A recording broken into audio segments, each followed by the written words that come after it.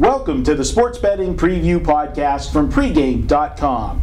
This is Marco D'Angelo, your host, along with Vegas Runner, the only professional bettor featured on the CNBC Sports Betting Gambling Show. And we're here to look at Thursday night TNT action. Tonight, baby. Dallas at Phoenix, TNT. As we always do with these, Vegas Runner, tell us the numbers. Okay, this is funny because we were supposed to tape this one yesterday, and we couldn't do it, and we ended up taping today. And because you're taping on Thursday because we were going to tape yesterday, we had to come up with what we thought the line was going to be. And I came up with Phoenix 2.5 and the over-under 213. That's what I have on my page. It came out Phoenix -2 and 216.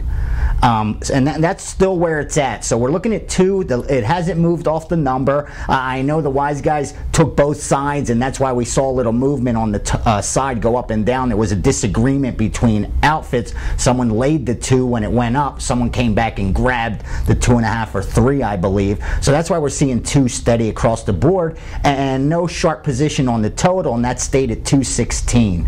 So I was a little surprised the total came out that high, but then when I thought about it, it is a TNT game. We are talking about Phoenix and Dallas, which you think of high-powered offenses, but when you look at last time they played, I mean, the game ended with 203 points scored, but when I went back a little, and what I saw was 5 of the last 6 had gone over the total for these two teams, and 2 of those totals were above 230. So I think it's fair that they came out with the 216, but I do think the true line should be a little lower just because of how they're playing. Well, I think you hit the nail on the head.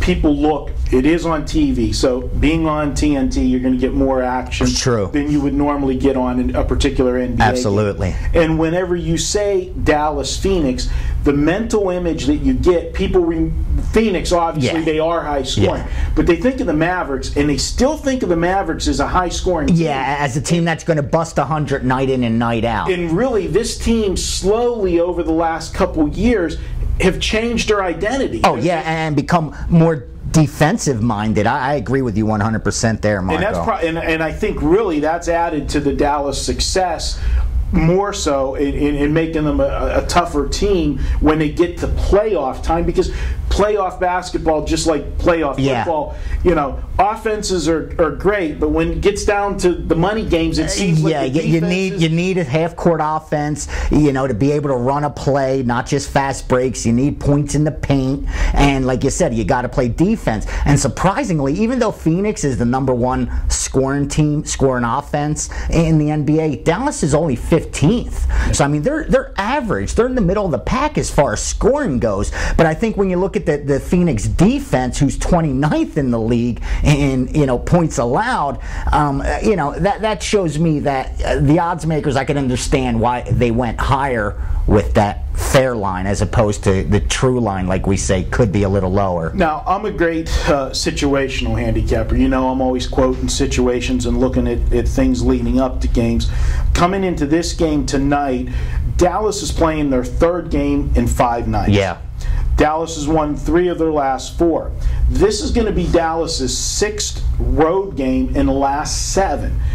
So that's a major disadvantage to Dallas scheduling-wise.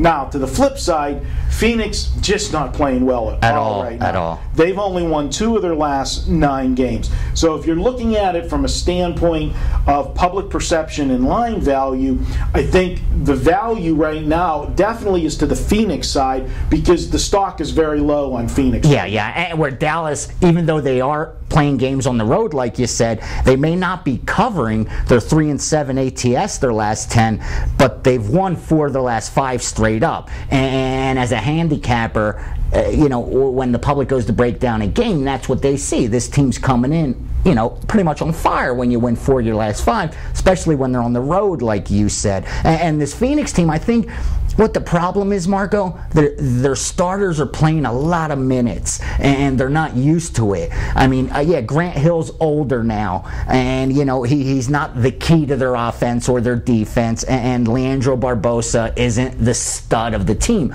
But these guys take up minutes and give players rest. And when I went back and saw against that Charlotte game, since they went to overtime to see how did they use their bench, they didn't use it at all. I mean, 3 of the 5 starters played over 40 minutes, almost a complete game. I mean, one of the starters played 44, 48 minutes. That's a whole game they played. So, I mean, that takes a tear on you when you play night in and night out like they do in the NBA. So my concern is, you know, just how physically well is Phoenix right now, well, because Dallas can run them if they want. They can. If you on Tuesday, I actually had a big play on Charlotte, and I even texted you at lunch. Yeah, you love Charlotte. Live dog situation, and because Phoenix played the night before, and so did Charlotte, and it's a great little scenario where both teams play the night before, yeah. Both teams travel.